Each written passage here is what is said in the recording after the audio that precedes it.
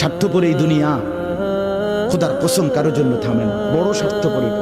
হ্যাঁ, যেদিন বাপের জানাজা পড়ে, যেদিন বাপের লাশ কবরে দাফন করে, সেদিনও বংশধর সন্তান ছেলে মেয়ে ঘন্টাখানিক 2-4 ঘন্টা কাইন্দা কাটটা হইল, রাতের বেলা ঠিকই ভাত খায়।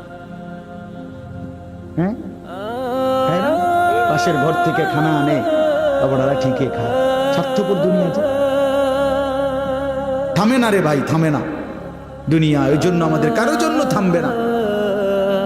তুমি আমি মরে গেলে শেষ।